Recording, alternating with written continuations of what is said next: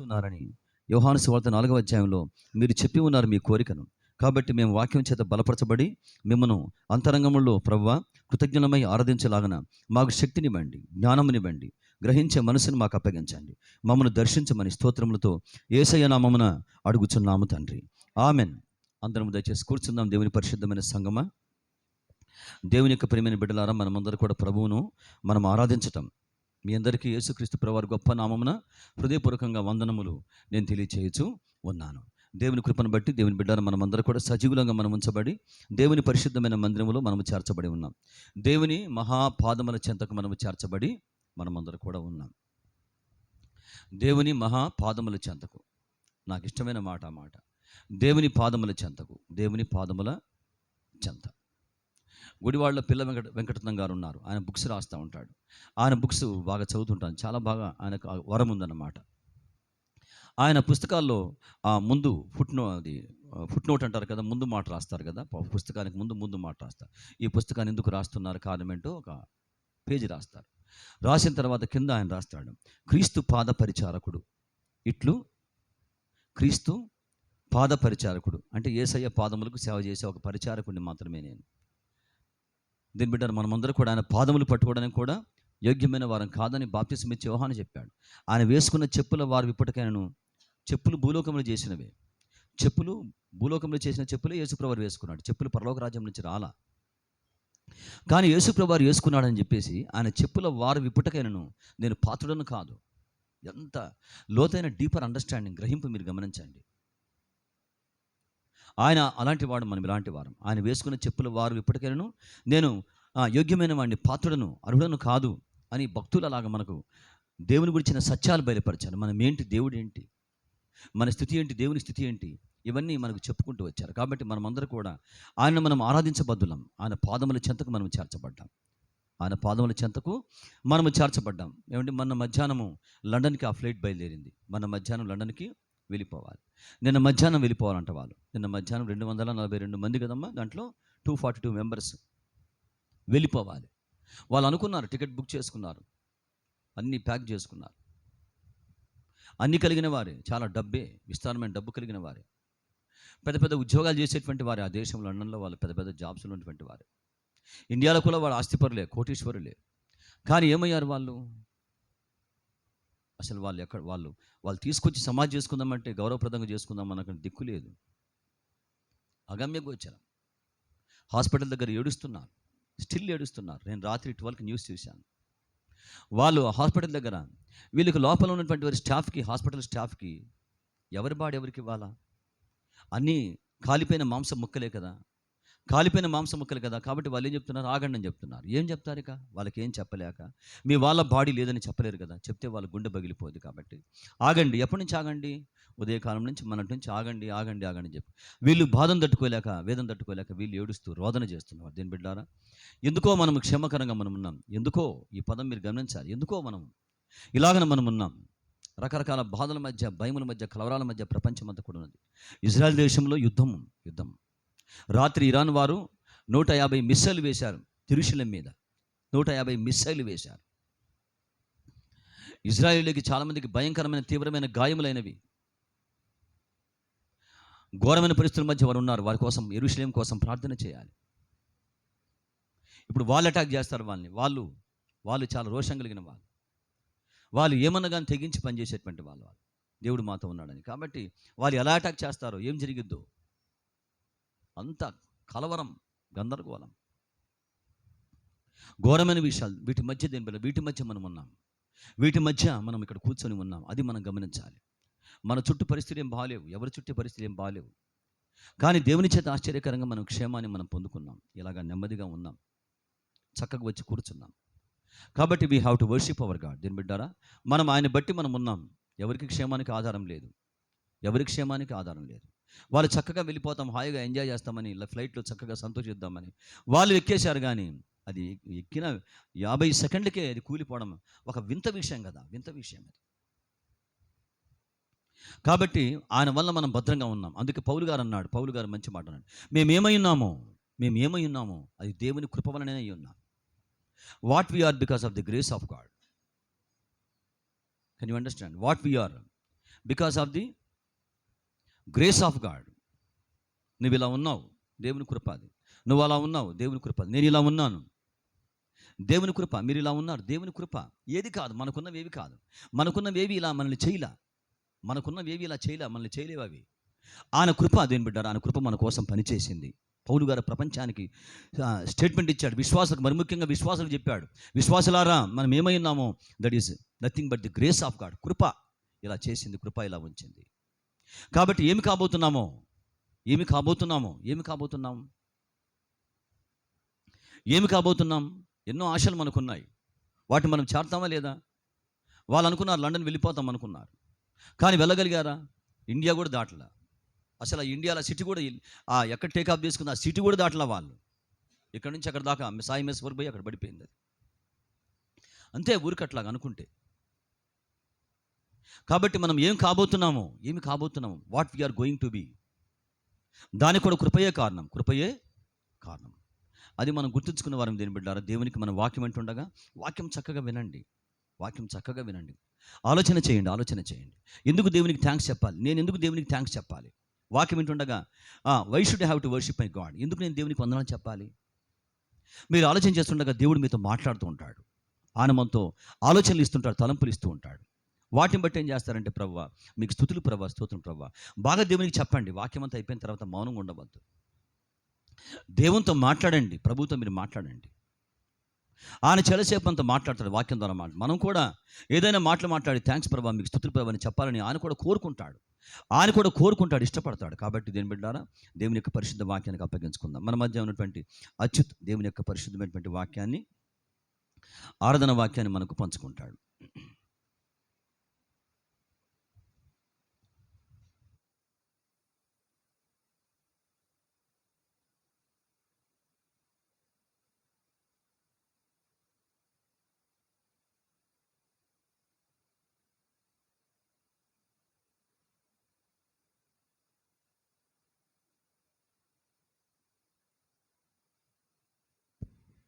సమయం ఇచ్చిన దేవుని సేవకులకు నా హృదయపూర్వక వందనములు. కూడి వచ్చిన మీ అందరికీ కూడా యేసుప్రభు నామములో వందనాలు తెలియజేస్తున్నాం. మనం చదువుకున్నటువంటి లేఖన భాగం, యేసుప్రభు మనం చదువుకున్నటువంటి లేఖనముల్లో ఆయన మరణించి ఉన్నాడని, ప్రతి మానవాళి కొరకు, నీ కొరకు, నా కొరకు ఆయన మరణించినట్లుగా మనం చూడవచ్చు. ఇందులో ఆయన ప్రేమ, దేవునితో సమాధాన స్థితి, ఇక్కడ మనం ఈ విషయాలు బట్టి దేవునికి కృతజ్ఞతాస్తుతులు చెల్లించవచ్చు. మనం చదువుకున్నటువంటి ఈ వచనాలను బట్టి ఆయన ప్రేమ, ఈ మాటలు క్రీస్తు యొక్క శిలువ దగ్గర వెల్లడి అయినటువంటి దేవుని ప్రేమ మీద ఆధారపడి మనకు నేర్పిస్తున్నటువంటి విషయం ఏంటంటే, విశ్వాసముగా అపనమ్మకంతో, ఒకప్పుడు మనం అపనమ్మకంతో ఆయన శత్రువులుగా ఉండగానే, అంటే ఆయన శత్రువులుగా ఉన్నాం, ఒకప్పుడు అపనమ్మకంతో ఉన్నాం. అటువంటి నీ కోసం, నా కోసం ఆయన చనిపోయాడు. నమ్మిన తర్వాత నిర్దోషులుగా ఎంచి తన స్నేహితులుగా చేసుకున్నాడు. దేవుని కోపం అంటే పాపంలో నిలిచి ఉండే వారందరిపైన రాబోయే ఉగ్రత. రోమపత్రిక 2వ అధ్యాయం 5వ వచనం చూస్తే, రోమపత్రిక 2వ అధ్యాయం 5వ వచనం చూస్తే, నీ కాఠిన్యమును మార్పు పొందని నీ హృదయమును అనుసరించి ఉగ్రత దినమందు, అనగా దేవుని న్యాయమైన తీర్పు బయలుపరచబడి దినమందు నీవే ఉగ్రత సమకూర్చుకొనుచున్నావు. ఇలా మనం చూస్తే మన కాఠిన్యమును మార్పు పొందని హృదయమును అనుసరించి నడుచుకున్నాం. మార్పు పొందని వారముగా ఒకప్పుడు ఇలా జీవించే వాళ్ళం. ఇంకా చూస్తే ఇంకా రకరకాలైనటువంటి వ్యక్తిత్వం, మనసు చూస్తే ఎఫెసీయులకు రాసినటువంటి పత్రిక 5వ అధ్యాయంలో, ఎఫెసీయులకు రాసినటువంటి పత్రిక 5వ అధ్యాయము 5వ వచనం చూద్దాం. వ్యభిచారి అయినను, అపవిత్రుడనైనను, విగ్రహారాధికుడైనను, లోబి అయినను క్రీస్తు యొక్కయు దేవుని యొక్కయు రాజ్యమునకు హక్కుదారుడు కాడను సంగతి మీకు నిశ్చయముగా తెలియను. వ్యర్థమైన మాటల వలన ఎవడు మిమ్మల్ని మోసపరచనీయుకుడి. ఇటు క్రియల వలన దేవుని ఉగ్రత అవిధేయులైన వారి మీదకి వచ్చును కనుక మీరు అట్టి వారితో పాలువారై ఉండకుడి. మీరు పూర్వమంది చీకటై ఉంటిరి, ఇప్పుడైతే ప్రభువునందు వెలుగై ఉన్నారు. ఇక్కడ చూస్తే మనం ఒకప్పుడు ఈ విధంగా రకరకాలైనటువంటి మనసులు కలిగి ఇలా దేవునికి దూరస్తులముగా, దేవునికి అవిధేయులుగా, అంటే దేవునికి వ్యతిరేకంగా, దేవునికి శత్రువులుగా ఉన్నట్టుగా మనం చూడవచ్చు. అపనమ్మకంతో ఉన్నాం. ఇప్పుడైతే దేవుని యొక్క ఆయనకి విశ్వాసులుగా చేసుకొని ఆయన నమ్మిన తర్వాత మనల్ని నిర్దోషులుగా ఎంచి తనకి స్నేహితులుగా చేసుకున్నాడు. ఇక్కడ చూస్తే ఇంకా కొలసీ పత్రిక 3వ అధ్యాయంలో చూస్తే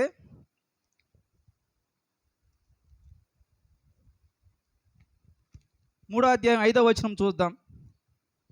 3వ అధ్యాయం 5వ వచనం. కావున భూమి మీదనున్న మీ అవయములను అనగా జారత్వమును, అపవిత్రతను, కామాతురతను, దురాశను, విగ్రహారాధనను, ధనాపేక్షను చంపివేయుడు. వాటి వలన దేవుని ఉగ్రత అవిధేయుల మీదకు వచ్చును. పూర్వం వారి మధ్య జీవించినప్పుడు మీరు వాటిని అనుసరించి నడుచుకుంటురి. ఇక్కడ ఇలా మనం అనుసరించి నడుచుకున్న తర్వాత ఇక్కడ చూస్తే ఆ ఉగ్రత మన మీదకు రావాలి. ఆ ఉగ్రత రావడం వల్ల మనం నశించిపోయి నరకానికి వెళ్ళిపోతాం. కానీ దేవుడు అలా కానివ్వకుండా దేవుడు మన ఎల్ల కృప చూపించి ఆయన తన శిలువ మీద మరణము ఏం చేసిందంటే విశ్వాసులందరినీ, తనను నమ్ముకున్న వారందరినీ కూడా రక్షించాడు. నమ్ముకున్నట్టు మనలో ఉన్నటువంటి అటువంటి వ్యసనాలన్నిటిని తొలగించి తన శిలువ మరణం చేత నన్ను రక్షించుకున్నటువంటి సంగతి మనం చూడవచ్చు. ఈ విషయాన్ని మనం చూస్తే 1 తెస్సలోనికీయులకు రాసినటువంటి పత్రిక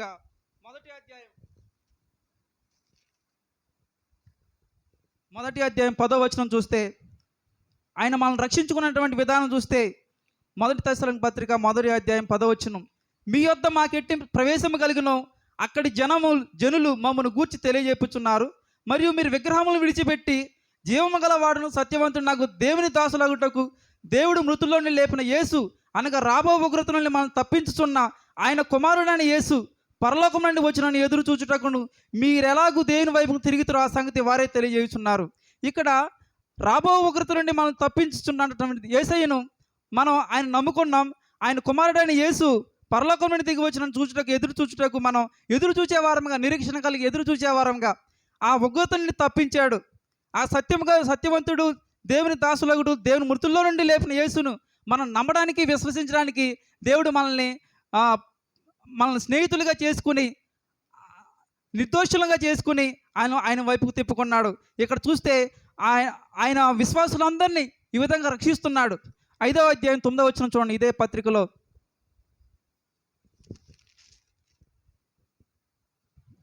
ఎందుకనగా మన ప్రభువైన యేసుక్రీస్తు ద్వారా రక్షణ పొందుటకే దేవుడు మనల్ని నియమించను కానీ ఉగ్రత పాలుటకు నియమించలేదు. Thank you brother. ఎందుకనగా ఇక్కడ చూస్తే రక్షణ పొందుటకే దేవుడు మనల్ని నియమించను కానీ ఉగ్రత పాలుటకు నియమింపలేదు. ఆయన మనం ఉగ్రత పాలు కావడం ఆయనకి ఇష్టం లేదు. ఇలా ఆ వాటిలోనే ఉంటే మనం ఉగ్రతలో ఉండి నశించిపోయేవాళ్ళం, చనిపోయేవారం, నశించి నరకానికి వెళ్ళిపోయేవాళ్ళం. ఆయనకి అలా ఇష్టం లేదు. ఎందుకనగా మన ప్రభువైన యేసుక్రీస్తు ఆయన ద్వారానే రక్షణ పొందడానికి ఇక్కడ దేవుడు మనల్ని నియమించను కానీ ఉగ్రత పాలుడుకు నియమింపలేదు. ఇక్కడ ఈ విధంగా విశ్వాసుల్ని ఇలా రక్షించుకుంటున్నాడు, ఉగ్రతల నుంచి తప్పిస్తున్నాడు, కాపాడుతున్నాడు. ఆ మహోన్నతిని చాటున మనం నివసించలాగిన, సర్వశక్తులు లేని విశ్రమించలాగిన దేవుడు కృప చూపించి విశ్వాసులందరినీ ఈ విధంగా ఆ ఉగ్రత నుంచి తప్పించి దేవుడు కృప చూపిస్తున్నాడు. అంతేకాదు ఇక్కడ మనం చదువుకునే లేఖనంలో రోమపత్రిక 5వ అధ్యాయం 10వ వచనం చూస్తే సఖ్యపరుచుకున్నాడు. ఇక్కడ చూస్తే ఏలయనగా 10వ వచనం, శత్రువులమై ఉండగా, ఒకప్పుడు మన శత్రువులం అంటే దేవుని ఎరుగకుండా ఉంటున్నటువంటి మనం శత్రువులుగా ఉండేవాళ్ళం, అంటే ఆయనకు విరోధులుగా ఉండేవాళ్ళం, ఆయన మాట వినని వారంగా ఉండేవాళ్ళం.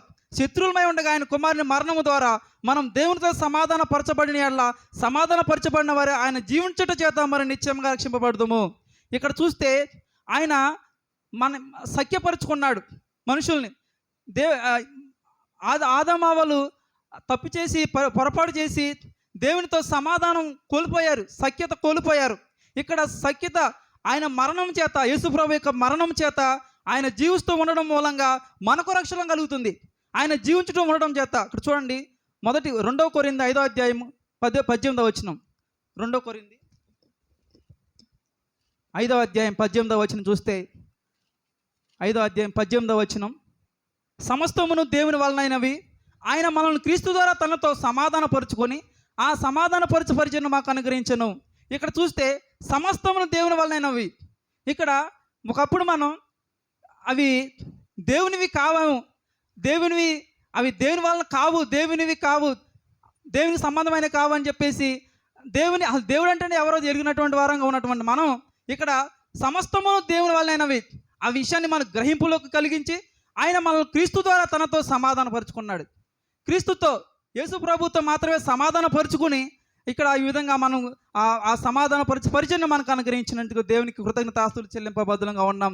ఇక్కడ మనం గమనిస్తే ఆయన జీవిస్తూ ఉండడం మూలంగా మనకు రక్షణ ఉంటుంది. ఇక్కడ యోహాను సువార్తలో చూడవచ్చు ఆ మాట. 11వ అధ్యాయము, యోహాను సువార్త 11వ అధ్యాయంలో 25వ వచనం. యోహాను సువార్త 11వ అధ్యాయం 25వ వచనంలో మనం ఈ విషయాన్ని గమనిద్దాం. అందుకు యేసు, పునరుద్ధానమును జీవమును నేనే, నా యందు విశ్వాసం ఉంచువాడు చనిపోయిన బ్రతుకుదును. ఇక్కడ ఆయన జీవించడం ఉండడం చేత నా యందు విశ్వాసం ఉంచేవాడు చనిపోయిన బ్రతుకుదును. ఆయన చనిపోయి తిరిగి లేకపోతే మనం ఈ విధంగా రక్షింపబడేవారం కాదు, ఈ విధంగా మనం జీవించి ఉండేవారు కాదు. ఆయన పునరుద్ధానం జీవము నేనేం చెబుతున్నాడు. నా యందు విశ్వాసం ఉంచేవాడు చనిపోయిన బ్రతుకుదును. ఇక్కడ ఆయన జీవిస్తూ ఉండడం మూలంగా విశ్వాసులంగా మనకు రక్షణ కలుగుతుంది. ఇక్కడ అదే అధ్యాయం 14వ అధ్యాయం 19వ వచనం చూస్తే 14వ అధ్యాయం 19వ వచనం మనం చూద్దాం. అయితే మీరు నన్ను చూతురు, నేను జీవించున్నాను కనుక మీరును జీవింతురు. ఆయన జీవించుతూ ఉండడం చేత మనకు రక్షణ కలుగుతుంది. మనము కూడా క్షేమంగా భద్రత కలిగించబడి దేవుడు మనల్ని కాపాడుతున్నాడు, క్షేమాన్ని దయచేస్తున్నాడు. విశ్వాసులు అంటే మనము ఆయన జీవంతో ఏకమయ్యాం. ఆయన జీవంతో ఏకమయ్యాం. ఇక్కడ ఆయన జీవించున్నాడు కాబట్టి మనము జీవిస్తున్నాం. ఆయన జీవంతో మనందరినీ ఏకం చేసుకున్నాడు. అదే విషయాన్ని 17వ అధ్యాయంలో చూడవచ్చు. ఆ విషయాన్ని యోహాను సువార్తలోని 17వ అధ్యాయంలో 17వ అధ్యాయం 21వ వచనం చూద్దాం.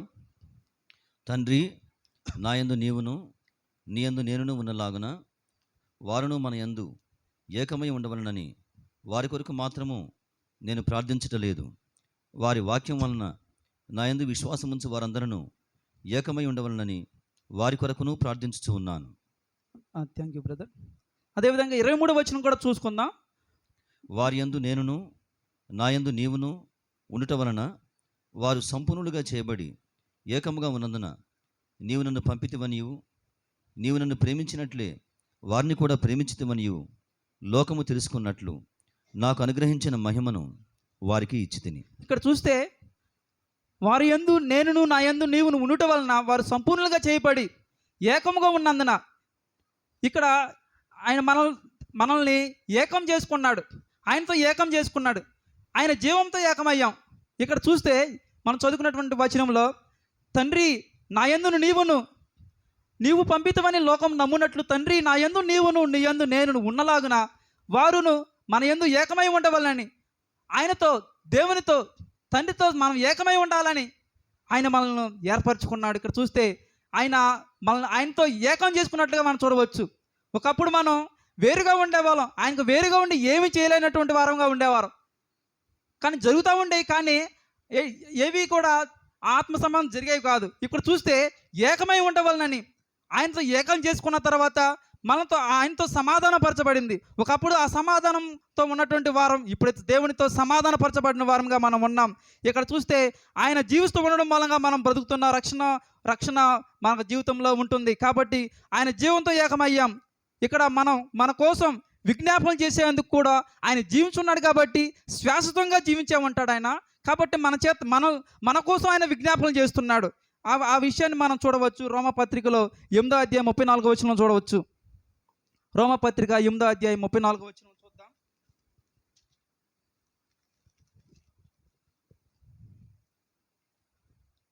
శిక్ష విధించువాడెవడు? చనిపోయిన క్రీస్తు యేసే. అంతేకాదు మృతుల్లో నుండి లేచిన వాడును దేవుని కుడిపార్శ్వమున ఉన్నవాడును మన కొరకు విజ్ఞాపనం చేయవాడును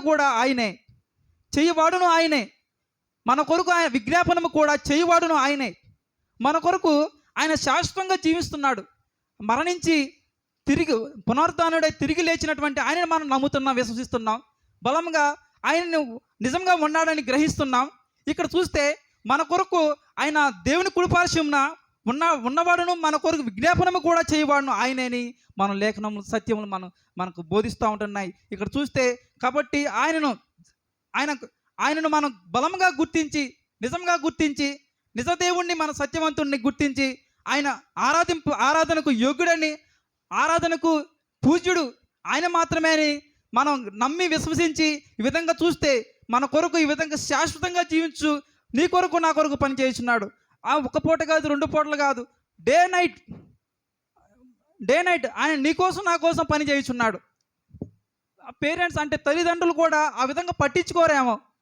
ఆ విధంగా నీ కొరకు నా కొరకు ఎవరు అలా చేయరు. నీ కొరకు నా కొరకు డే నైట్ తల్లిదండ్రులు కూడా ఆ విధంగా పట్టించుకోనటువంటి వారుగా ఉంటారు. కానీ ఆయన మాత్రం నిన్ను నన్ను పడుకుంటే ఎవరు మనల్ని గమనిస్తారు, ఎవరు చూస్తారు, ఎవరు గమనించగలరు? కానీ ఆయన మాత్రం కాపాడుతూ వస్తున్నాడు దేవుడు. ఆయన క్షేమాధారం, ఆయనకంటే క్షేమాధారం ఏది లేదు. ఇక్కడ చూస్తే అలా విధంగా దేవుడు మన కోసం ఆయన శాశ్వతంగా జీవించే ఉన్నాడు, విజ్ఞాపనం చేసేందుకు. ఇక్కడ చూస్తే మళ్ళీ మరొక వచనం చూడవచ్చు. హెబ్రీకి పత్రిక 7వ అధ్యాయం, హెబ్రీలకు రాసిన పత్రికలో 7వ అధ్యాయంలో మనం చూడవచ్చు ఆ మాటను. 7వ అధ్యాయం 25వ వచనంలో మనం చూద్దాం.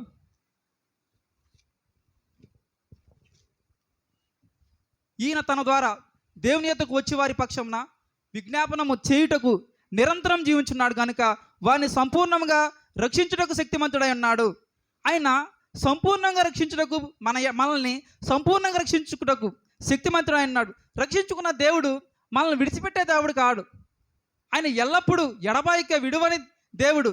సంపూర్ణంగా అంటే కొంతకాలమే కాదు, సంపూర్ణంగా తన ద్వారా దేవుని యొద్దకు వచ్చి వారి పక్షంగా విజ్ఞాపనం చేయుటకు నిరంతరం జీవించున్నాడు. ఆయన చనిపోయి తిరిగి లేచిన తర్వాత ఆయన శాశ్వతంగా జీవిస్తూ నీ కొరకు నా కొరకు కనిపెట్టుచు ఆయన మనల్ని రక్షించుటకు, సంపూర్ణంగా రక్షించుటకు శక్తివంతుడై ఉన్నాడని ఈ లేఖనములకు బలంగా బోధిస్తున్నాయి. అందుని బట్టి దేవునికి కృతజ్ఞతాస్తులు చెల్లించబద్ధంగా ఉన్నాం. ఇక్కడ చూస్తే దీన్ని అర్థం చేసుకున్నటువంటి వారందరికీ మనకు ఇదంతా మహానంద కారణం. అంటే ఎక్కువగా ఆనందించవలసిన విషయం. మనం గొప్పగా ఆనందించి, ఎందుకంటే ఈ విషయాలు మనం చదువుకుంటున్నప్పుడు దేవుడు మనల్ని బలపరుస్తున్న విధానం మనం చూస్తే, మనం చదువుకున్నటువంటి లేఖనంలో దేవునితో సమాధాన స్థితి పొంది ఉన్నాం. దేవునితో సమాధాన స్థితి పైన 5వ అధ్యాయం 2వ వచనం గమనిస్తే, రోమపత్రిక 5వ అధ్యాయం 2వ వచనం చూస్తే, మరియు ఆయన ద్వారా మనం విశ్వాసము వలన ఈ కృపయందు ప్రవేశం గలవారం. విశ్వాసం వలన ఈ కృపయందు, దేవుడి కృప వలన ఈ కృపయందు మనకు ప్రవేశం కలిగింది. లేదంటే మనకు ఎక్కడ ప్రవేశం కలిగిద్ది? ఆయనతో సంధి ఎక్కడ కలిగిద్ది? ఇక్కడ చూస్తే ఆయన ద్వారా, యేసు ప్రభు ద్వారానే మనం విశ్వాసం ఉంచడం వలన ఈ కృపయందు ప్రవేశం గలవారమే. అందులో నిలిచి ఉండి దేవుని మహిమను గూర్చిన నిరీక్షణ బట్టి అతిశయించబడుతున్నాం. దేవుని కృపను బట్టి ఈ విధంగా యేసు ప్రభు మనల్ని తెలుసుకోవడం వల్ల, యేసు ప్రభు మనల్ని ఆయన సొంత రక్షకుని అంగీకరించడం వలన ఈ నిరీక్షణ బట్టి మనం అతిశయించబడుతున్నాం. ఇక్కడ ప్రవేశము దేవుని కృపయందు మనకు ప్రవేశం కలిగింది. దేవుని కృప ఆయన ద్వారా, యేసు ప్రభు ద్వారానే మనం ఈ విధంగా ఈ సమయంలో ఇలా కూడుకోగలిగాం. లేదంటే మనం ఏనాడో నశించిపోయి ఉండేవాళ్ళం. ఇక్కడ బయట పరిస్థితులు చూస్తే చాలా ఘోరంగా, చాలా భయంకరంగా, భయాందోళనగా ఉన్నాయి. కానీ దేవుడు నీ పట్ల నా పట్ల కృప చూపిస్తున్నాడు. దేవుడు నీ పట్ల నా పట్ల కృప నిలిపి ఉన్నాడు. ఇక్కడ చూస్తే ఆ ప్రవేశం గల మరి అందులో నిలిచి ఉండి దేవుని మహిమను గురించి నిరీక్షణ బట్టి అతిశయపడుచున్నాము. ఇక్కడ 11వ వచనం చూస్తే, అంతేకాదు మన ప్రభు అయిన యేసుక్రీస్తు ద్వారా మనము దేవుని యందు అతిశయపడుచున్నాము. ఆయన ద్వారానే మనం ఇప్పుడు సమాధాన స్థితి పొంది ఉన్నాము దేవునితో. మన జీవితంలో ఈ విషయాలను మనం గుర్తిస్తే, ఇక్కడ యేసు ప్రభు తన ప్రేమను వెల్లడిపరుస్తున్నాడు మానవుని పట్ల. తన ప్రేమను ఎంత బాగా వెల్లడిపరుస్తున్నాడంటే, ఆయన మరణం చేత ఆ సమాధాన స్థితి కోల్పోయాడు మానవుడు. ఆయన మరణము చేత, ఆయన మరణించడం ద్వారా మనకు సమాధాన స్థితి కలిగింది. ఆయన రక్తము చేత ఇప్పుడు నీతిమంతులుగా తీర్చబడ్డాం, నిర్దోషులుగా తీర్చబడి మరీ నిశ్చయముగా ఆయన ఉగ్రత నుండి తప్పించబడ్డాం, రక్షింపబడ్డాం. మరింత నిశ్చయముగా ఆయన ఉగ్రత నుండి ఆయన ద్వారా ఉగ్రత నుండి రక్షింపడ్డాం. ఒకప్పుడు శత్రువులు, కానీ ఇప్పుడు ఆయనతో ఫ్రెండ్షిప్ చేసుకుంటున్నాడు, స్నేహితులుగా చేసుకున్నాడు. ఆయన ఒకప్పుడు సఖ్యత లేదు, సఖ్యపరుచుకున్నాడు. ఇప్పుడు దేవుడు కృపను బట్టి ఆయనతో సమాధానపరచబడిన వారమై ఆయన జీవించడం ఉండడం చేత మనము కూడా మరి నిత్యముగా జీవించుచున్నాం. అంతేకాదు యేసుక్రీస్తు ద్వారా మనం దేవుని యందు అతిశయపడుచున్నాం. యేసు ప్రభు ద్వారానే మనం అతిశయపడుతున్నాం. ఈ సమయంలో ఈ విషయాలను బట్టి మనం దేవునికి ఎన్నో స్తుతులు స్తోత్రములు చెల్లించవచ్చు. ఆయన ద్వారానే మనం ఇప్పుడు సమాధాన స్థితి పొంది ఉన్నామని దేవునికి నిండు మనసుతో కృతజ్ఞతలు చెల్లిస్తూ ఈ సమయమును సేవకులకు అప్పగిస్తున్నాం.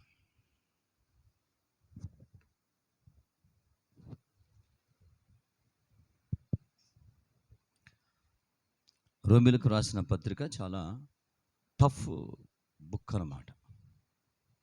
టఫ్ బుక్లు ఎంచుకుంటాను. కష్టమైనటువంటి పత్రిక ఇది. బైబిల్ పండితులు ఏమంటున్నారంటే, బైబిల్ మనకు అర్థం కావాలంటే రోమిలకు రాసిన పత్రిక అర్థమైపోతే అసలు దేవుడు ఏంటి, ఏం చేశాడు, ఏమి చేయబోతున్నాడు అనే విషయం మనకు అర్థమైపోతుంది.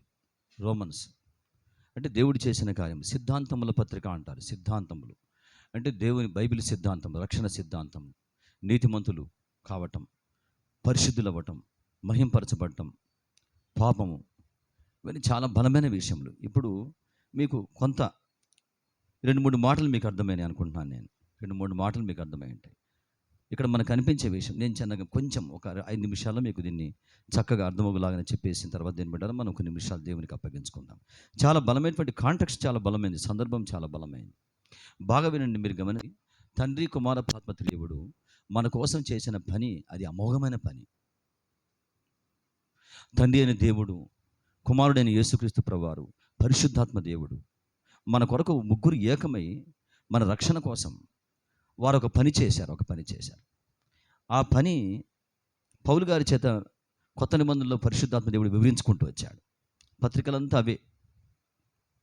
సువార్తలో మనకు అది కనిపించదు. సువార్తలో యేసుప్రభువారి జీవితం మనకు కనిపిస్తుంది, ఆయన ఉద్దేశం మనకు కనపడుతుంది, ఎందుకు వచ్చాడో ఉద్దేశం కనపడుతుంది.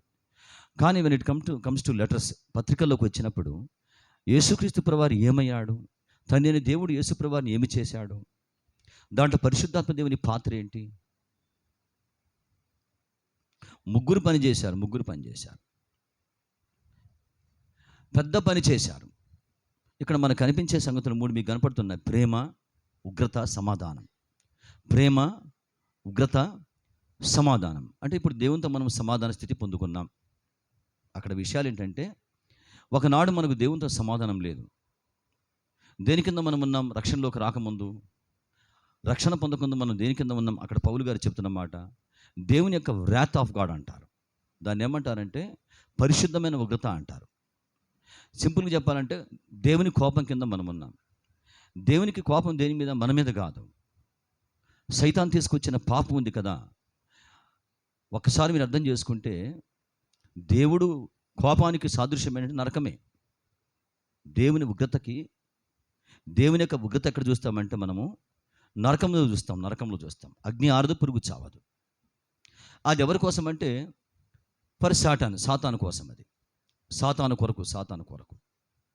బాగా అర్థం చేసుకోండి మీరు వాక్యాన్ని. తండ్రి అయిన దేవుడు ఏం చేశాడు, యేసు ప్రభు ఏం చేశాడు, దీంట్లో పరిశుద్ధాత్మ దేవుని పాత్ర ఏంటి మనకు అర్థం కావాలి. వారు ముగ్గురు ఒక పని చేశారు. దేవుని యొక్క ఉగ్రత ఏంటి అంటే నరకంలో దేవుని యొక్క ఉగ్రత కనపడుతుంది.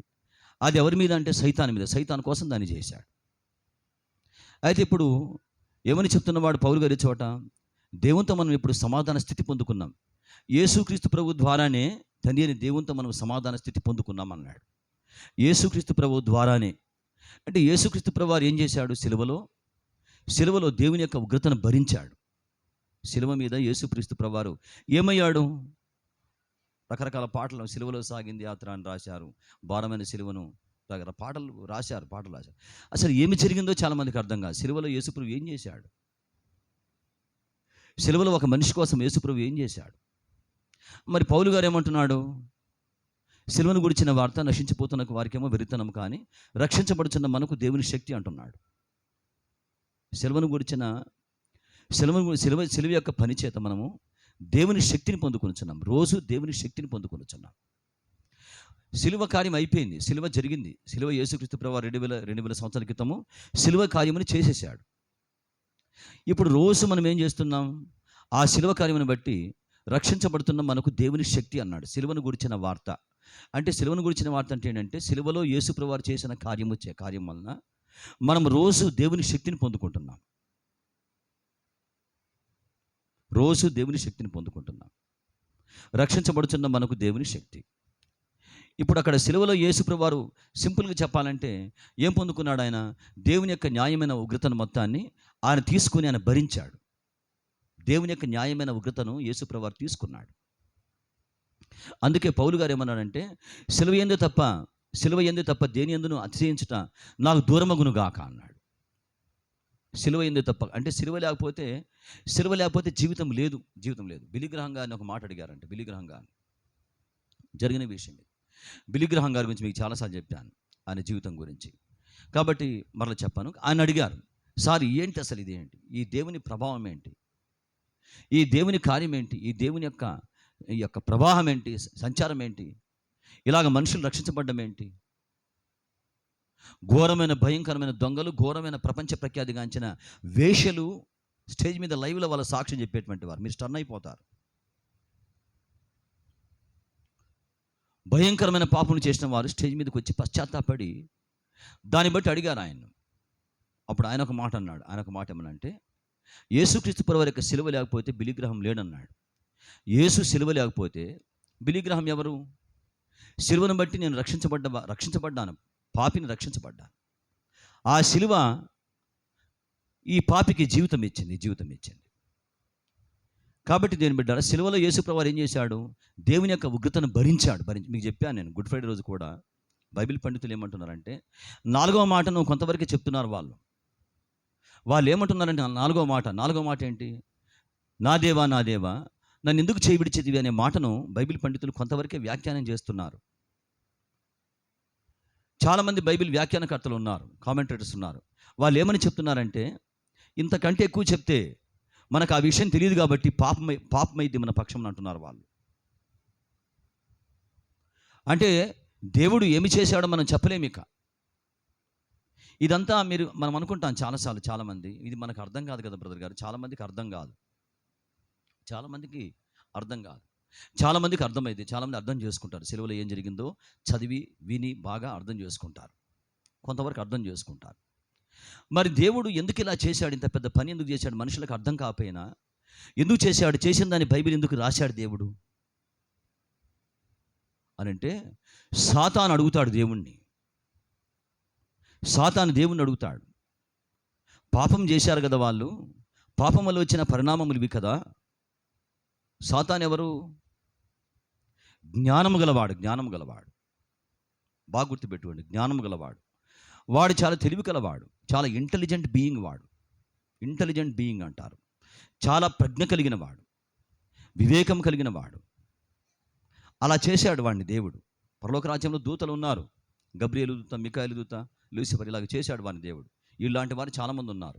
మీకు 2వ రాకడలో చెప్పాను క్లాసులో. వాడిని బంధించే దూతలు కూడా ఉన్నారు పరలోక రాజ్యంలో. కానీ ఇప్పుడు మరి ఇవన్నీ ఎందుకు చేశాడు దేవుడు అంటే, సాతాను క్వశ్చన్ చేస్తాడు యేసుప్రభువారిని, మనిషిని ఎట్లా చేర్చుకుంటున్నావు నువ్వు? అందుకే ఆదికాండం 1వ అధ్యాయంలో అంటే జరిగిన నష్టములు చాలా భయంకరమైనవంట. భూమి కూడా తన స్వరూపాన్ని కోల్పోయిందంట. ఆదాము అవ్వ, బాగా వినండి, ఆదాము అవ్వ దేవుని యొక్క ఉద్దన పండు తిన్న కారణం చేత వాళ్ళు, దానివల్ల మీకు తెలుసు కదా, వాళ్ళు దేవునికి దూరం అవుతారు. అంటే సమాధానం కోల్పోయారు దేవునితో వాళ్ళు. దాన్ని సమాధాన స్థితి అన్నారు ఇక్కడ. దానివల్ల దేవుని యొక్క న్యాయమైన కోపానికి వారు గురైపోయారు. ఉగ్రత కిందకి మనం మనుషులం వచ్చేసాం, మనం అందరూ కూడా వచ్చేసాం. పుట్టబోతున్న వారందరూ కూడా దేవుని యొక్క న్యాయమైన ఉగ్రత కిందకి, పరిశుద్ధమైన ఉగ్రత కిందకి వచ్చేశారు. అప్పుడు మీరు గమనించండి, అప్పుడు జరిగిన నష్టములు, భౌగోళికంగా మార్పు వచ్చిందంట. భూమిలో భౌగోళికంగా మార్పు వచ్చింది. దేవుడు భూమిని శపిస్తాడు కదా, దేవుడు భూమిని శపిస్తాడు. ఆదాముని శపిస్తాడు, అవ్వని శపిస్తాడు, సాతాను పాముని శపిస్తాడు. అంతకుముందు పాము నడిచేది అంతకుముందు పాము కాళ్ళు ఉండేటువంటివి. రాత్రి మీకు చెప్పాను నేను, పాము పాకుతుంది ఇప్పుడు. అది ఇలాంటి పాము కాదు, అవ్వ దగ్గరికి వచ్చింది. అవ్వను భయపెట్టగలిగిన భ్రాంతి కలిగించగలిగిన పాము అది.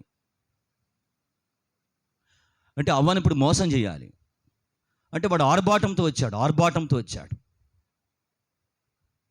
అందుకే మనడు సర్పం యుక్తిగలదై ఉండని అంటాడు. సర్పం యుక్తిగలదై ఉండని. అక్కడ ఏం చేశాడు దేవుడు? ఆయన శపించాడు. అప్పుడు భూమిని కూడా శపించాడు. గచ్చ పొదలు ముళ్ళ పొదలు మొలుస్తాయి అన్నాడు కదా. దాన్ని బట్టి ఏమంటున్నారంటే బైబిల్ పండితులు, భూమి యొక్క భౌగోళిక స్వరూపం అంతా కూడా మారిపోయింది. ఆకారం చేంజ్ అయింది. పాపములు వచ్చిన భయంకరమైన పరిణామములు ఇవన్నీ కూడా. కాబట్టి ఇప్పుడు ఇందులో మనకు కొంత అర్థమవుతాయి, మనం కొంచెమే అర్థం చేసుకుంటాం, గడిచే కొద్ది కొంత అర్థం చేసుకుంటాం. కానీ మనకు అర్థం కాకపోయిన దేవుడు ఈ పనులు ఎందుకు చేశాడు? అందుకే ఇప్పుడు పౌలు గారు ఏమన్నాడు, ఒక వచన భాగం చూడండి. పౌలు గారు పలికిన ఒక మాట, హెబ్రీ పత్రిక మీరు చూస్తారా? వాక్యం చూడండి. హెబ్రీలకు రాసిన పత్రిక దేని బిడ్డారా? హెబ్రీలకు రాసిన పత్రిక 2వ అధ్యాయంలో రక్షణ గురించి ఆయన కూడా ఆశ్చర్యపోయే ఒక మాట అన్నాడు. 2వ అధ్యాయంలో ఆయన పలికిన మాట ఏంటి? 3వ వచన భాగం చూడండి. 3వ వచనంలో ఏమన్నాడు? ఇంత గొప్ప రక్షణను, ఇంత గొప్ప రక్షణ కార్యమును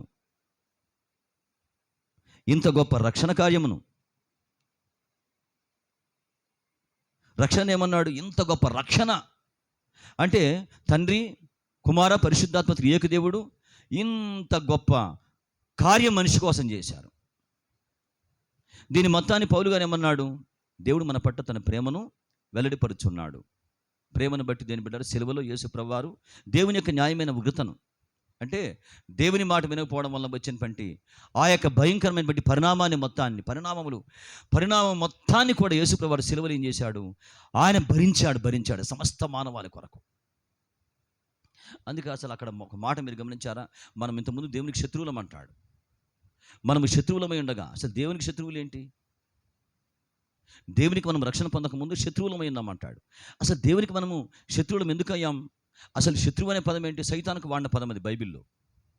సాతానుకు శత్రువు అనే పదం మీకు చెప్పాను, మీరు విన్నారు దాన్ని. కానీ ఇక్కడ మనిషికి దాన్ని వాడుతున్నాడు. అంటే మనం దేవునికి శత్రువులం ఎందుకు అయ్యామంటే పాపం వలన మనం దేవునికి శత్రువులం అయిపోయాం. దాని పనే చేసింది. దాంట్లో దేవుని ప్రమేయం లేదు. అందుకే చెప్పాను, ఇది మనిషికి అర్థం కాదు కదా. మనిషి ఏదో ఏం చేస్తాడు? సరే ప్రభు, నువ్వు నా కోసం చనిపోయే ప్రభు అని అర్థమైన వరకు ఏం చేస్తాడు? ఆయన దేవుని యొక్క వాక్య జ్ఞానం బట్టి వారి సిలువ దగ్గరికి వచ్చి పశ్చాత్తాపడి, వారి దోషములు అన్నీ కూడా పశ్చాత్తాపడి పాపక్షమాపణ పొందుకొని దేవునితో జీవిస్తారు. కానీ అర్థం కాని చాలా ఉంటాయి. మరి అర్థం కానివన్నీ కూడా మనకు అర్థం కానప్పుడు దేవుడు ఎందుకు చేశాడు అని అంటే గుర్తుపెట్టుకోండి, సైతాను క్వశ్చన్ చేస్తాడు దేవుణ్ణి.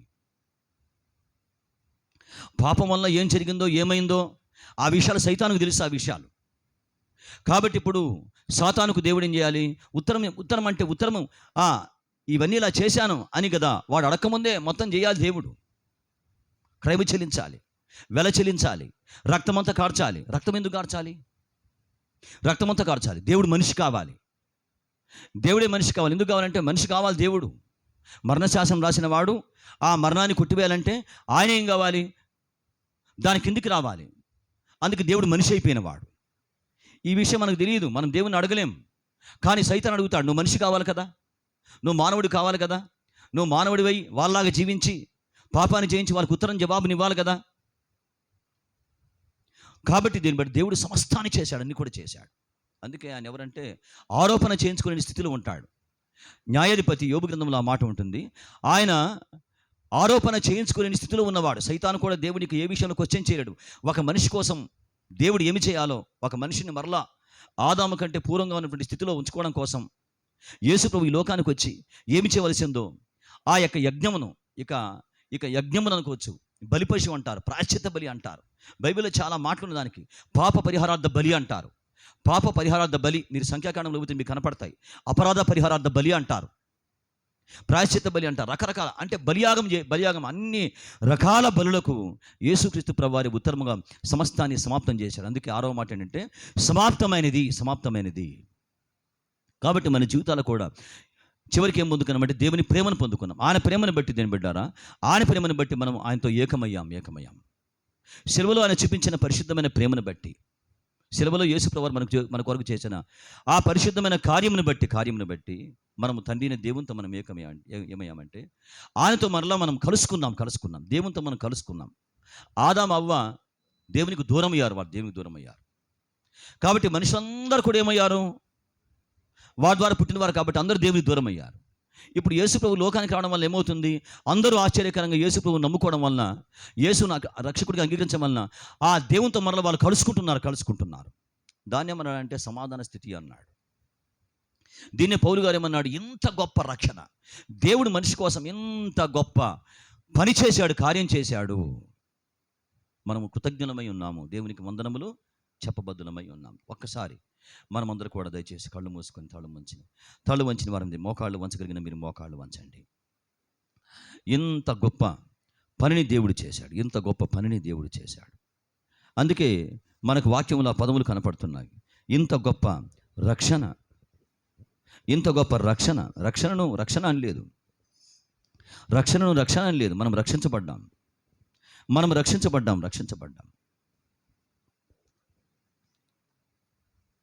దేవుడు చేసిన కార్యం ఇది.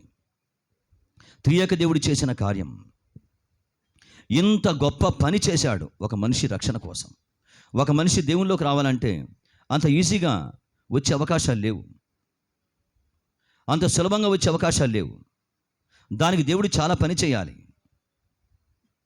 ఆ పని ఏంటో సైతానుకు తెలుసు. ఆ పని మానవులకు ఆ పని తెలియదు. రక్షణ పొందుకున్న తర్వాత, దేవునితో సంబంధం కొనసాగిస్తున్న తర్వాత, దేవుడు చేసిన కార్యం వాక్యం ద్వారా వినుచు ఉండగా అర్థమవుతున్నప్పుడు, ఇంత పని చేశాడా దేవుడు?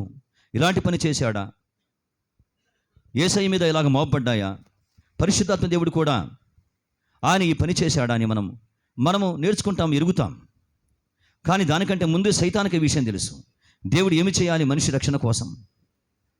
ఒక మనిషి తిరిగి దేవునిలోకి రావాలంటే, రక్షణ పొందిన వారు దేవునిలోనికి రావాలంటే దేవుడు ఏమి చేయాలి? అది ఎవరికి తెలియదు ఆ విషయం. ఒక దేవునికి తెలుసు, ఒక సైతానికే తెలుసు ఆ విషయం. కాబట్టి దేవుడు ఏ చోట కూడా తప్పించుకొనకుండా అన్నీ మన కోసం చేసినవాడు. సమస్తమును మన కోసం చేశాడు. ఆయన మనకు తెలియపోయిన సమస్తాన్ని మొత్తం చేశాడు రక్షణ కోసం. అందుకే పౌలు ఈ మాట అన్నాడు, ఇంత గొప్ప రక్షణ, ఇంత గొప్ప పని చేశాడు దేవుడు. దాని చేతనే మనము మహాదేవునిలోకి మనం వచ్చాం, రక్షణ పొందుకున్నాం. ఆయన శిలువ రక్తము చేత మన దోషములు పాపములు కడగబడ్డాయి. రోజు శిలువ శక్తిని మనం పొందుకుంటున్నాం. మనం ఎరిగినా ఎరకపోయినా, అడిగినా అడగకపోయినా, దేవునితో మనం ఉన్నాం గనక ఆయన శిలువ శక్తిని మనం పొందుకునొచ్చు, మనం రక్షించబడుచున్నాం. శిలువ కార్యం చేత రోజు మన జీవితంలోనికి ఆయన శక్తి అది ప్రవహిస్తుంది. దేవుని శక్తిని మనం పొందుకునుచున్నాం. లేకపోతే ఈ లోకంలో మనం జీవించలేం. అందుకే శిలువ మీద యేసుప్రభువు వారు కార్యం చేశాడు. రోజు మనకు శిలువను గుడిచిన ఆ శక్తి రావాలంటే యేసయ్య శిలువలు చేసినవి చాలా సంగతులు ఉన్నాయి, చాలా విషయములు ఉన్నాయి. మనం చూసిన వాక్య భాగంలో దేవుని ఉగ్రతను భరించాడు. దేవుని తండ్రి అయిన దేవుని యొక్క ఉగ్రత, పరిశుద్ధమైన కోపాన్ని ఎందుకు వచ్చింది అంటే, దేవుడు వద్దన దాన్ని ఆదామవ్వ చేశారు. దానివల్ల మరణం వచ్చింది లోకంలోకి. మరణం లోకంలోకి ప్రవేశించింది. మనుషులు చనిపోవడం దేవునికి ఇష్టం లేకుండా చేశాడు ఆదామవ్వని. కానీ మనుషులు చనిపోతున్నారు.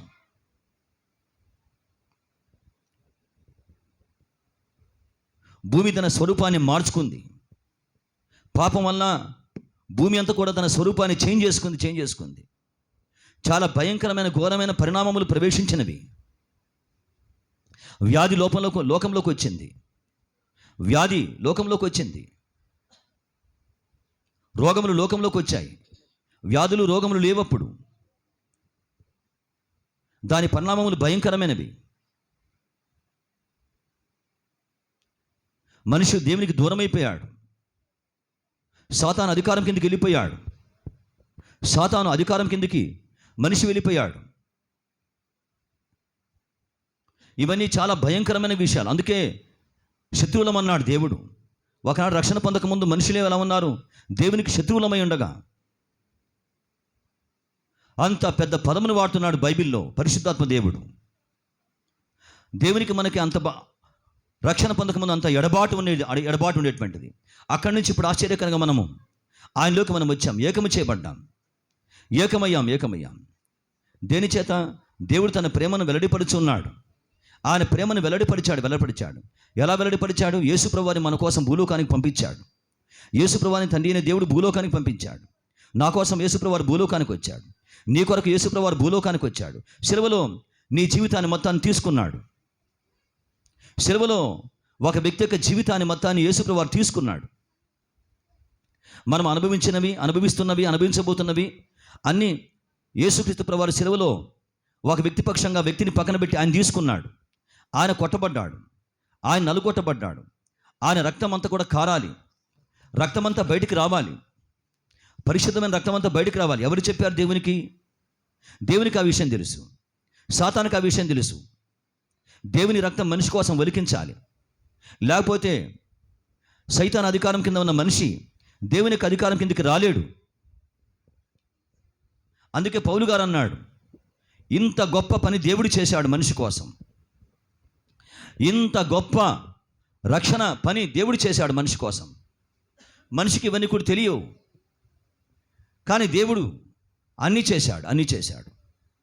ఒక మనిషి రక్షణ కోసం అన్నీ చేశాడు. కాబట్టి దేవుని బిడ్డలారా, ఆయన ప్రేమ చేత ఆయన ప్రేమను మనం పొందుకున్నాం, వెల్లడిపరిచిన ప్రేమను పొందుకున్నాం. ఆయన ప్రేమను మనం పొందుకొని దేవునితో మనం ఆశ్చర్యకరంగా మనం కలిసాం, ఆయనతో ఏకమయ్యాం. ఈ భాగ్యాన్ని పొందుకున్నాం. ఈ పరిశుద్ధమైన కృపలో ప్రవేశించాం. మనం ఈ కృపలోకి ప్రవేశించాం, కృపలోకి ప్రవేశించామన్నాడు. ఎంత భాగ్యం ఇది! యేసయ్య కృప, ఆయనలోకి ప్రవేశించాం. మనం రక్షణ పొందుకున్న కారణం చేత మనం యేసు ప్రభువులోకి ప్రవేశించాం. ఆయన కృపగా వచ్చినవాడు, కృపాసత్య సంపూర్ణుడిగా వచ్చినవాడు. ఇది మన జీవితంలో జరిగిన విషయం. దాన్ని బట్టి దేవునితో మనకు అనుబంధం వచ్చింది, సహవాసం వచ్చింది. తండ్రి అని మాట్లాడగలుగుతున్నాం, నాయనా అని మాట్లాడగలుగుతున్నాం, అబ్బా తండ్రి అని ఆయన మనం పిలవగలుగుతున్నాం. సహాయం అడగలుగుతున్నాం, కాపాడమని అడగలుగుతున్నాం. అది ఏదైనా కానీ ఆయన దగ్గరికి వెళ్ళిపోతున్నాం. ఎలా వచ్చింది బంధం అంటే, ఇంత గొప్ప పని త్రియేక దేవుడు చేశాడు కాబట్టి, తండ్రి కుమార పరిశుద్ధాత్మ దేవుడు వారు ఏమి చేయాలో వారి పని వారు చేశారు సిలువలో. పెద్ద పని, అది మహా పెద్ద పని. అనాదికాల సంకల్పం అన్నారు, దాన్ని అనాదికాల ఉద్దేశం అన్నారు. ఇంత గొప్ప రక్షణ కార్యమును మనం దేవుని చేత మనం పొందుకున్నాం. ఇంత గొప్ప రక్షణ కార్యమును మనం పొందుకున్నాం. ఇంత గొప్ప దేవుని పని చేతనే మనం కాపాడబడుచున్నాం. ఇంత గొప్ప దేవుడు పెద్ద పని చేశాడు కాబట్టి మనం రోజు ఆయన చేత మనం కాపాడబడుచున్నాం. ఇక ముందుకు కాపాడబడుచాం. ఇక ముందుకు దేవుని చేత మనం కాపాడబడతాం. ఎందుకొరకని మూలం ఏంటంటే, ఇంత గొప్ప పని చేశాడు దేవుడు మన కొరకు. ఇంత గొప్ప పని చేశాడు. వందనములు తండ్రి, స్తుతులు తండ్రి, స్తోత్రములు అయ్యా. ఏమీ తెలియని వాడను మేము, మీరు చెప్పిన అర్థం చేసుకోలేకపోతున్నాం మేము, కానీ మా కోసం మీరు చేశారు ప్రభువా. మా కొరకు మీరు ఏమి చేయాలో, మీలోకి రావాలంటే మా కొరకు మీరు ఏమి చేయాలో ప్రభువా, అవి సైతాను ఎరిగి ఉన్నాడని, ఆ సంగతులు సైతానుకు తెలుసని, ఏ చోట మేము తండ్రి ప్రభువా ఇరికించబడకూడదని, ఏ చోట మేము విడిపించబడకుండా ఉండకూడదని మా కోసం మీరు ఏమి చేయాలో ప్రభువా. మాకు ఆ సంగతులు అర్థం కాకపోయినా, బైబిల్లో మీరు రాసిన వాటిని మీరు వివరించిన మేము అర్థం చేసుకోలేకపోతున్నా, కొంచెమే మాకు అర్థమైనప్పటికీ మీరు మాత్రం ప్రభువా ఆరోపణ చేయించుకోనకుండా మా కోసం సమస్తాన్ని చేశారు. మా విడుదల కోసం, మా రక్షణ కోసం, మా విమోచన కోసం. దేవా, మీతో మేము కలుసుకునిలాగన, మీలోకి వచ్చేలాగన, మీతో బంధం కలిగి ఉండులాగన, మీతో సహవాసం కలిగి ఉండులాగన దేవా, మా కొరకు సిలువలో మీరు ఏమి చేయాలో తండ్రి అయిన మహాదేవ యేసుప్రభువాన్ని పంపించి, యేసుప్రభువాన్ని ఎలా పంపించాలో, ఏ విధంగా పంపించాలో, ఎప్పుడు పంపించాలో భూలోకంలోకి అయ్యా మీరు అన్నీ కూడా ఎరిగి ఆ టైంకి, సమయానికి అనుకూలంగా యుక్తకాలమైన యేసుప్రభువాన్ని భూలోకాన్ని పంపించాడు. యేసుప్రభువారు కూడా మన కోసం ఏమి చేయాలో, ఏం భరించాలో, సిలువ ఏంటో తెలిసి కూడా సిలువను తీసుకున్నాడు యేసుప్రభువారు. ఆ సిలువ నీవే నేనే, ఆయన మనల్ని మోసినవాడు, సిలువలో మోసినవాడు, మన కొరకు అన్నీ చేసినవాడు. అందుకే సిలువను గురించిన వార్త, రక్షించబడుతున్న మనకు దేవుని శక్తిని పొందుకుంటున్నాం. రోజు సిలువ కార్యమును బట్టి శక్తిని పొందుకుంటున్నాం. సిలువ కార్యం లేకపోతే మనం రోజు దేవుని శక్తిని మనం పొందుకునే అవకాశం లేదు, మూలము లేదు. దేవుని శక్తి మనలోకి వచ్చే మూలము లేదు. సిలువను బట్టి దేవుని శక్తి మనలోకి వస్తుంది, సిలువ కార్యమును బట్టి దేవుని శక్తి మనలోకి వస్తుంది. అందుకే పౌలు గారు చెప్పాడు, సిలువ యందు తప్ప ప్రభువైన యేసుక్రీస్తు ప్రభు వారి యొక్క సిలువైన తప్ప దేని యందును అతిశయించుట నాకు దూరమగును గాక. సిలువ లేకపోతే మనకు దేవుని శక్తి లేదు, బలము లేదు, మనకు దేవునితో సమాధానం లేదు, దేవునితో బంధము లేదు, దేవునితో సహవాసం లేదు, దేవునితో పరిచయం లేదు, ఆయన మనలోకి వచ్చే అవకాశం లేదు, మహాదేవుడు మనలోకి వచ్చే అవకాశం లేదు, మనము ఆయన దగ్గరికి పోయే అవకాశం లేదు. సిలువలో యేసుప్రభువు వారు కార్చిన పరిశుద్ధ రక్తమును బట్టి, చేసిన బలియాగమును బట్టి, ప్రాయశ్చిత్త బలిని బట్టి ప్రాయశ్చిత్తం చేశాడు, ప్రాయశ్చిత్తం అంతా చేశాడు, క్రయము చెల్లించాడు, వెల చెల్లించాడు. సిలువలో చాలా జరిగినవి, అనేకం జరిగినవి సైతానికి ఆ విషయాలు తెలుసు. కాబట్టి దేవుడు సమస్తాన్ని సిలువలో ఆయన చేశాడు. అందుకని ఆయన అన్నాడు, సమాప్తమైంది అని అన్న తర్వాత సైతానిక ఏ విషయంలో వేలుబెట్టి చూపలేకపోతున్నాడు. ఈ విషయం చేయాలా, ఆ విషయం చేయాలా అని వాడు అనలేకపోయాడు. ఏమి చేయాలో ఎరిగిన దేవుడు అన్ని మన కోసం సిలువలో చేశాడు. ఆయన అది చాలా పెద్ద కార్యం, అది చాలా సంగతులు చేశాడు దేవుడు. ఇంత గొప్ప రక్షణ మనం పొందుకున్నాం. వందనములు, స్తుతులు, స్తోత్రములు, మహిమ, ఘనత, ప్రభావములు మనం చెల్లింపబద్దులమైన. మీలో ఎవరైనా చెప్తారా, అవును ప్రభువా, పరమ తండ్రి అయిన దేవ, మహాదేవుడా, ఇంత గొప్ప రక్షణ కార్యమును అయ్యా మీరు మా కోసం, మాకు తెలియకుండా ముందే, మేము ఎరగక ముందే అయ్యా మీరు మా కోసం నమ్మకంగా చేశారు ప్రభువా, నమ్మకంగా సమస్తాన్ని చేశారు ప్రభువా. దాని చేతన మీతో మాకు బంధం వచ్చింది ప్రభువా, అనుబంధం వచ్చింది ప్రభువా. మీ ప్రేమను బట్టి ప్రభువా మేము మీలోకి వచ్చాం ప్రభువా, మీతో ఉన్నాం ప్రభువా. ఇంత గొప్ప రక్షణ సహవాసాన్ని మాకు ఇచ్చా ప్రభువా. దేని బిడ్డారా, ఎవరైనా ప్రభువును ఆరాధిస్తారా ఇంత పెద్ద కార్యమును బట్టి? ఎవరైనా దేవునికి స్తుతులు చెప్పండి, స్తోత్రములు చెప్పండి. ఆత్మతో సత్యముతో ఆరాధించాలని కోరుకొనుచున్న వాడాయన 2-3 మాటలు మనం చేద్దాం, ప్రభువు చెప్దాం, వందనములు చెప్దాం. ఎవరైనా చెప్పగలరా, ప్రభువా ఇంత గొప్ప రక్షణను నాకు ఇచ్చా ప్రభువా, ఇంత గొప్ప పని నా కోసం చేశావు ప్రభువా, వందనములు ప్రభువా, స్తుతులు ప్రభువా, అయ్యా మీకు స్తోత్రములు ప్రభువా అని దేవునికి మనము చెప్తాం. ఎవరైనా చెప్తారు? ఎవరైనా చేయండి, ఆరాధించండి. ఎవరైనా ఆరాధించండి.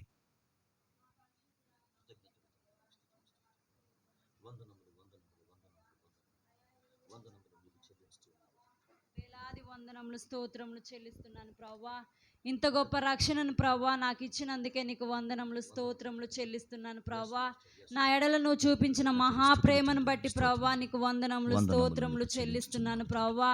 అయా నేనును నా కుటుంబం ఇంకను పాపలమై ఉండగానే ప్రభువా నాయన, అయా చీకటిగా ఉండగానే ప్రభువా నాయన, అయా నీవు మమ్మల్ని వెతికి రక్షించినందుకే ప్రభువా నీకు వందనములు, స్తోత్రములు చెల్లిస్తున్నాను ప్రభువా. అయా నువ్వు నా జీవితంలో ప్రభువా మహాప్రేమను చూపించి ప్రభువా అయా నా తను ఇంత గొప్ప దేవా నాయన సావాసం చేసినందుకు నీకు వందనములు, స్తోత్రములు చెల్లిస్తున్నాను ప్రభువా. అయా నీతో సమాధానం ఇచ్చిన దేవా నీకు వందనములు చెల్లిస్తున్నాను ప్రభువా. అయా సమాధాన స్థితిని కలగ చేసిన దేవా నీకు వందనములు, స్తోత్రములు చెల్లిస్తున్నాను ప్రభువా. అయా నా కోసం సమస్తము చేసావు కదా ప్రభువా. అయా నీకు వందనములు, స్తోత్రములు చెల్లిస్తున్నాను ప్రభువా. నమ్మదగిన దేవా నీకు వందనములు చెల్లిస్తున్నాను ప్రభువా. ఈ లోకానికి నువ్వు నా కోసం రాకపోతే ప్రభువా అయా నేను ఏమైపోయేదాన్నో కదా ప్రభువా నాయన. ఈ లోకంలో ప్రభువా నేను నశించిపోకుండా ప్రభువా నాయన, అయా నీతో జీవించినట్లు ప్రభువా నాయన ఈ జీవితం ఇచ్చినందుకే నీకు వందనములు, స్తోత్రములు చెల్లిస్తున్నాను ప్రభువా. అయా నాయన ఈ జీవిత కాలం నిన్ను ఆరాధించే కృపనిచ్చావు కదా ప్రభువా. వందనములు తండ్రి, వందనములు, స్తోత్రములు చెల్లించుకుంటూ వందనములు నాయన, వందనములు తండ్రి మీకు జీవితాన్ని బట్టి ప్రభువా నాయన, నాయన మీకు వందనములు, మహాకనికరాన్ని బట్టి ప్రభువా నాయన, అవును తండ్రి, అయా నీకు వందనములు, స్తోత్రములు, అయా మీకు స్తోత్రములు తండ్రి, స్తుతులు తండ్రి. నిజంగా ఎంత గొప్ప కార్యం చేశావు ప్రభువా. అవును తండ్రి, చేసిన కార్యమును బట్టి వందనములు చెల్లిస్తున్నాం ప్రభువా. స్తుతులు చెల్లిస్తున్నాము తండ్రి, స్తుతులు చెల్లిస్తున్నాము. కార్యం కదా ప్రభువా. వందనములు ప్రభువా, వందనములు తండ్రి, కార్యములు చేశావు కదా ప్రభువా. వందనములు చెల్లిస్తున్నాము తండ్రి, నీకే వందనములు, కృతజ్ఞతలు తండ్రి, మీకు స్తుతులు చెల్లిస్తున్నాము తండ్రి. అయా ఈ స్తుతి ఆరాధన నీకే సమర్పించుకుంటున్నాను తండ్రి. ఆమేన్, ఆమేన్. ప్రభువా అని చెప్తారు ఎవరైనా దీన్ని బిడ్డారు. దేవా ఇంత గొప్ప రక్షణ కార్యమును నా కోసం చేశావు. చాలా సంగతులు అర్థం చేసుకోలేకపోతున్నాం. మేము అర్థం చేసుకోలేకపోయినా ప్రభువా మమ్మల్ని విడిపించాలంటే ఆ పని చేయాలి కాబట్టి అయ్యా మాకు ఆ విషయాలు తెలియపోయినా నీవు ఏది వదిలిపెట్టకుండా సమస్తాన్ని మీరు చేశారు ప్రభా, సమాప్తం చేశారు ప్రభా. దాన్ని బట్టి మీతో మాకు బంధం వచ్చింది ప్రభా, అనుబంధం వచ్చింది ప్రభా. రక్షణ పొందుకున్నాం ప్రభా, రక్షణ సహవాసం మాతో అయ్యా మీతో మాకు వచ్చింది ప్రభా. మాలో మీరు ఏకమవుతున్నారు ప్రభా, మాలోకి మీరు రాగలిగారు ప్రభా. దేవుని బిడ్డలారా, ఆయన చేసిన పరిశుద్ధమైన రక్షణ కార్యమును బట్టి, ఇంత గొప్ప రక్షణ ప్రణాళికను కార్యమును ఆయన సంకల్పించి నీ కోసం నా కోసం సంకల్పించి దాన్ని ఘనముగా కొనసాగించి దాన్ని ఆశ్చర్యకరంగా సెలవు చేత ముగించాడు. రెండవ రాకడ చేత ఇంకా అది ముగించబడవలసి ఉన్నది. రెండవ రాకడ చేత మనం పరిపూర్ణంగా మహిమలోకి వెళ్ళబోతున్నాం. అప్పుడు శిలువ కార్యం ముగించబడుతుంది. శిలువలో చేసిన కార్యం ఇంకా అయిపోలేదు. రెండవ రాకడ రోజున ఆశ్చర్యకరంగా మహిమదేహాలు వచ్చినప్పుడు, అమర్త్యతలోకి వెళ్ళినప్పుడు, మనం ఆశ్చర్యకరంగా మధ్యాకాశంలో యేసుతో కలుసుకున్నప్పుడు, అప్పుడు ఆ శిలువ కార్యం అనేది అది ముగించబడుతుంది. అంత పెద్ద కార్యం చేశాడు. అసలు చాలా సంగతులు మనకు తెలియవు, కానీ ఆయన ఎరిగిన వాడై ఏ చోట మనం విడవడకుండా విడిపించబట్టక మన కోసం ఏం చేయాలో ఆ గొప్ప రక్షణ కార్యమును మొత్తం త్రియేక దేవుడు చేశాడు. తండ్రి, కుమార, పరిశుద్ధాత్మ త్రియేక దేవుడు ఏకమై సమస్తాన్ని చేశారు. కాబట్టి ప్రభువా, మీకు వందనములు ప్రభువా, కృతజ్ఞతలు ప్రభువా, కృతజ్ఞతాస్తుతులు ప్రభువా అని దేని బిడ్డారా. రక్షణ కార్యాన్ని బట్టి మీరు ఎవరైనా చెప్తారా? ప్రభువును ఆరాధిస్తారా? ఎవరైనా గట్టిగా ఆరాధించండి, స్తుతులు చెప్పండి, స్తోత్రములు చెప్పండి. రండి, ఎవరైనా ఆరాధించండి, స్తోత్రములు చెప్పండి. ఉన్నతుడా, నీ ఘనమైన నామమునకు వందనాలు, స్తుతులు, స్తోత్రాలు చెల్లిస్తున్నాం ప్రభువా. అయా, మేము బలహీనులమై ఉండగా ప్రభువా, భక్తిహీనులమై ఉండగా ప్రభువా నాయన, మా కొరకు తండ్రి నాయన మరణించిన దేవుడవు ప్రభువా, నీకు స్తోత్రాలు తండ్రి నాయన. అయా, నీ మరణము ద్వారా ప్రభువా నాయన, అయా మాకు ప్రభువా నాయన నీ ప్రేమను వెల్లడిపరిచినందుకు నీకు వందనాలు, స్తోత్రాలు చెల్లిస్తున్నాము తండ్రి. అయా, నీ మరణము ద్వారానే ప్రభువా నాయన, అయా మాకు సమాధాన స్థితిని కలుగజేస్తున్న దేవుడవు తండ్రి నాయన. అయా, మీ మరణము ద్వారా తండ్రి నాయన, అయా మాకు రక్షణను కలుగజేసిన దేవుడవు ప్రభువా నాయన, నీకు స్తోత్రాలు తండ్రి నాయన. అయా, ఇంత గొప్ప రక్షణను ప్రభువా నాయన మాకు ఇచ్చినందుకై ప్రభువా నాయన నీకు స్తోత్రాలు చెల్లిస్తున్నాము తండ్రి నాయన. నీవు ఇచ్చిన గొప్ప కృపను బట్టి నాయన నీకు స్తోత్రాలు చెల్లిస్తున్నాం ప్రభువా. అయా, నీకు వందనాలు తండ్రి నాయన. అయా, మేము పాశ్చాత్య శత్రువుల